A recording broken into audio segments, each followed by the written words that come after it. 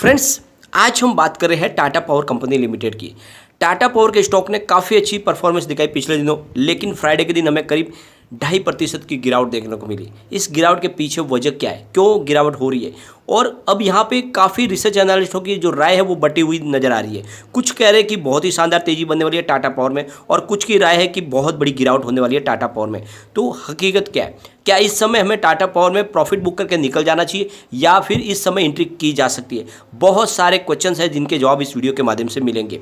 Friends, अगर आपने Tata power company limited में निवेश किया हुआ है तो ये वीडियो आपके बहुत काम का होने वाला है। इसमें आपको सारी डिटेल जानकारी मिल जाएगी, कंपनी की परफॉर्मेंस कैसी है और आगे क्या संभावना बन रही है, क्या तेजी आने वाली है, क्या आने वाले समय में स्टॉक 4 डिजिट में जा सकता है। सारी बातों को जानेंगे इस वीडियो के माध्यम से। लेकिन फ्रेंड, उससे पहले अगर आप पहली बार हमारे चैनल पर आए तो चैनल को सब्सक्राइब कर दीजिए, एक बेल आइकॉन दबा दीजिए ताकि जब भी नया वीडियो बने पहला नोटिफिकेशन आपको मिले। वीडियो पसंद आए तो लाइक शेयर जरूर कीजिए। चलो फ्रेंड, वीडियो स्टार्ट करते हैं। मैं हूं आपका दोस्त एसबी दवे और हमारे अपने चैनल ऑनलाइन कमाई में आपका बहुत बहुत स्वागत है। सबसे पहले कारोबार की बात कर लेते हैं। तो फ्राइडे को स्टॉक 250 पर ओपन हुआ और इसकी लो बनी 240 की, हाई है 253 की, और अंत में 242 पर क्लोजिंग रही, जहां पे 2.38% की बड़ी गिरावट देखने को मिली। फ्रेंड्स, यहां पे लगातार गिरावट जारी है, और ये सिर्फ गिरावट टाटा पावर में नहीं है बल्कि दूसरे पावर शेयरों में भी गिरावट हमें देखने को मिली। फ्रेंड्स, अगर निफ्टी एनर्जी की बात करें तो 28,594 पर है, जहाँ पे 1.56% की गिरावट देखने को मिली। और इस गिरावट के पीछे सबसे जो बड़ी वजह वो है एफआई हमारे बाजार में लगातार बिकवाली कर रहे हैं। अगर आप देखोगे तो फ्राइडे के दिन इन्होंने करीब 9,263 करोड़ रुपये का नया निवेश किया, लेकिन सामने 12,912 करोड़ रुपये की बिकवाली कर दी। तो इस तरह से उन्होंने 3,648 करोड़ रुपये का माल बेचा है, और ये लगातार बेच रहे हैं, और इसी वजह से बाजार में हमें तेजी बनती हुई दिखाई नहीं दे रही है। इसका मतलब ये नहीं कि टाटा पावर में खरीदारी नहीं हो रही है, टाटा पावर में खरीदारी हो रही है, और ये खरीदारी बड़े फंड हाउस की तरफ से हो रही है। अगर आप फ्राइडे को भी देखोगे तो करीब 8,426 करोड़ रुपये की नई खरीदारी की गई, सामने 4,936 करोड़ रुपये की बिकवाली की है। तो इस तरह से 3,490 करोड़ रुपये का नया निवेश किया बड़े फंड हाउस ने। पिछले कई दिनों से एफआई जहां माल बेच रहे तो हमारे बड़े फंड हाउस खरीदारी कर रहे हैं, और इसी वजह से हमारे बाजार में अभी भी बैलेंस बना हुआ है। यहाँ पे काफ़ी लोगों के ऐसे क्वेश्चंस आते हैं कि अब टाटा पावर में तेजी नहीं बनेगी, और जो हमारा टारगेट है 1,000 का 3 ईयर का, वो उनको इम्पॉसिबल लगता है। तो उनको ये ध्यान रखना चाहिए कि 8 मई 2020 को, यानी 2 साल पहले, इसकी प्राइस मात्र 28 रुपीज़ के आसपास थी। अगर 28 रुपये का स्टॉक 250 तक अभी हो सकता है, तो 250 का स्टॉक 1,000 तक क्यों नहीं जा सकता है?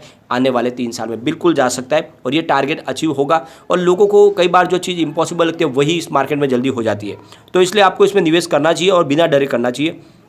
फ्रेंड्स, यहाँ पे देखें तो 96 इसका 50 रुपये का लो है, 298 50 रुपये का है। फिलहाल स्टॉक 242 पर है, ऊपर के लेवल से करीब 50 रुपीज़ का करेक्शन आ चुका है। एंट्री बिल्कुल यहाँ पे की जा सकती है। सबसे बड़ी बात यह है कि आपको पता ही होगा पिछले दिनों काफ़ी दिन से ये कोल शॉर्टेज बहुत तेज़ी से बढ़ रही है। यहाँ पे कोल शॉर्टेज का नतीजा ये है कि कम से कम 670 जो पैसेंजर ट्रेन थी उनको भी कोल माइंस के यूज़ में लगा दिया गया, यानी उनसे कोल सप्लाई की जाएगी, और बहुत सारे लोगों की इस वैकेशन के समय ट्रेनें बंद हो गई है, और ये बहुत बड़ी मुसीबत है। कोल शॉर्टेज लगातार हो रही है, बहुत सारे राज्यों में बिजली बिल्कुल मिल ही नहीं पा रही है। आप राजस्थान में देख सकते हैं, यहाँ पे आप यूपी में भी प्रॉब्लम चल रही है, साथ में महाराष्ट्र में शॉर्टेज चल रही है। तो काफ़ी राज्यों में जहाँ बिल्कुल बिजली नहीं आ रही, लोग बहुत ज़्यादा परेशान हैं।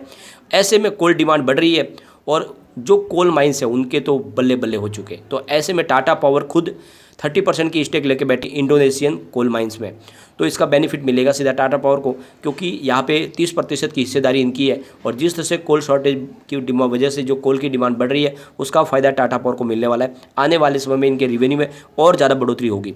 और फ्रेंड्स, यहाँ पे सबसे बड़ी बात निकल के आ रही है कि बहुत सारी पॉजिटिव बातें जो टाटा पावर के शेयर को तेज़ी से आगे बढ़ाने लिए बहुत सारे ट्रिगर काम कर रहे हैं। सबसे बड़ी बात यह है कि इन्होंने जो अपने बिजनेस को डिस्ट्रीब्यूट किया वो बहुत ही शानदार है, जिसे स्ट्रॉन्ग ग्रोथ निकल के आ रही है। इनका जो रिन्यूएबल एनर्जी का सेगमेंट है वो बहुत तेज़ी से आगे बढ़ रहा है। साथ में उन्होंने जो मुंद्रा पावर प्लांट था उसका मर्जर कर दिया, इसकी वजह से इनके टैक्स सेविंग में बेनिफिट मिलेगा।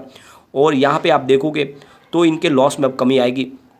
तो बहुत सारे जो रीजन एक साथ में काम कर रहे हैं। सबसे बड़ी बात यह है कि इनका डिस्कॉम का कारोबार बहुत ज़्यादा है, इलेक्ट्रिसिटी डिस्ट्रीब्यूशन का कामकाज है, जो इस समय जब कोल शॉर्टेज की वजह से बहुत तेज़ी से ग्रो कर रहा है, और बहुत तेज़ी से जिस तरह से इलेक्ट्रिसिटी कंजम्पशन बढ़ रहा है, इनको बेनिफिट मिल रहा है सीधा टाटा पावर को। साथ में इनका ईवी चार्जिंग का कारोबार बहुत तेज़ी से प्रगति पे है, और लगातार पूरे हिंदुस्तान में ईवी चार्जिंग का जाल बिछाया जा रहा है टाटा पावर की तरफ से। सोलर रूफटॉप का काम बहुत तेज़ी से बढ़ रहा है। ये सारे रीजन है जो टाटा पावर को बहुत तेज़ी से आगे बढ़ाएंगे। फ्रेंड्स, यहाँ पर अगर आप देखोगे तो MIB सिक्योरिटीज़ ने कहा है कि टाटा पावर के लिए जो 500 गीगावाट 230 तक इंस्टॉलेशन करना है उसमें सबसे बड़ा सहयोग रहेगा टाटा पावर का, और इसीलिए टाटा पावर आगे तेज़ी से बढ़ेगा। इसके शेयर में आपको तेज़ी और भी बढ़ती हुई दिखाई देगी। और उनकी तरफ से जो टारगेट दिया जा रहा है वो 300 रुपीज़ का है। उनका कहना है कि आने वाले समय में 300 की प्राइस आराम से देखने को मिल सकती है।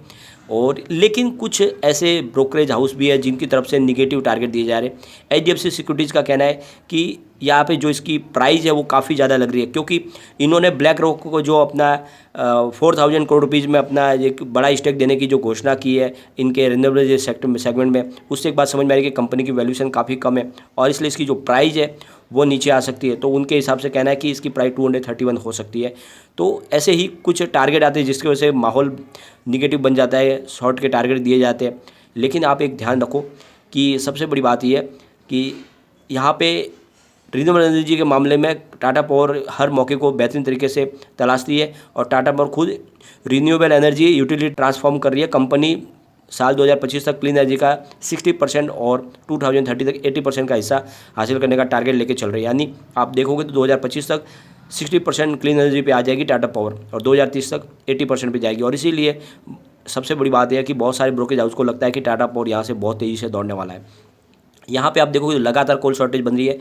अब टाटा पावर के लिए बहुत सारी अपॉर्चुनिटी भी निकल के आ रही है। यहाँ पे ये देखोगे तो लेटेस्ट जो अपडेट है उसके हिसाब से यूपी गवर्नमेंट करीब 10 लाख मेट्रिक टन कोल्स जो है अब खरीदने जा रही है, क्योंकि बहुत ज़्यादा शॉर्टेज है और वो चाहते हैं कि उनके यहाँ पे बिजली की संकट पैदा हो, इसलिए वो 10 लाख मेट्रिक टन बिजली खरीदने जा रही है। उस दूसरी तरफ आप देखोगे दिल्ली के CM केजरीवाल ने कहा है कि हमारे दिल्ली में भी इलेक्ट्रिसिटी की प्रॉब्लम हो सकती है और कोल शॉर्टेज का असर देखने को मिल सकता है। लेकिन हमारे पावर मिनिस्टर की तरफ से कहा गया है कि पूरे हिंदुस्तान में कोल शॉर्टेज की कोई संभावना नहीं है, प्रचुर मात्रा में कोल स्टॉक है। लेकिन यहाँ पे ट्रांसपोर्टेशन की कुछ प्रॉब्लम है और इस वजह से समय में जो भी थर्मल पावर प्लांट पे कोल नहीं पहुँच पा रहा है, इस वजह से यहाँ पे थोड़ी सी प्रॉब्लम हो रही है। लेकिन ओवरऑल यहाँ पे शॉर्टेज कुछ नहीं है। तो एक तरह से कहा जाए तो सरकार की तरफ से तो कहा जा रहा है बार बार कि हमारे पे कोल शॉर्टेज नहीं है, लेकिन काफ़ी राज्यों में बिल्कुल बिजली नहीं मिल पा रही है।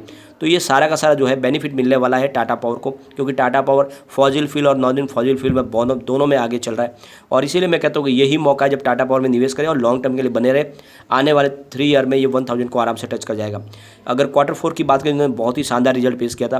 10.91 थाउजेंड रुपीज़ का इनका टोटल रेवेन्यू था, जहाँ पे 43.63% की ईयर ऑन ईयर बेसिस पे हमें बढ़त देखने को मिली। नेट इनकम इनकी 425.81 करोड़ रुपीज़ निकल कर आई थी, जहाँ पे 71.55% की ईयर ऑन ईयर बेसिस पे बढ़त देखने को मिली। नेट प्रॉफिट मार्जिन 3.9% रहा, जहाँ पे 19.27% की ईयर ऑन ईयर बेसिस पे बढ़त देखने को मिली।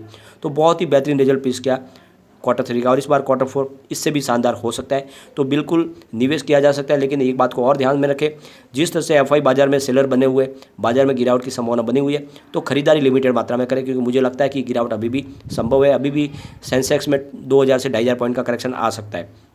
अच्छी बात यह है कि कम्युनिटी सेंटीमेंट स्टॉक के साथ बना हुआ है, 100% बाई की कॉल निकल के आ रहे हैं। एक बार इसके पिवट लेवल को भी चेक कर लेते हैं।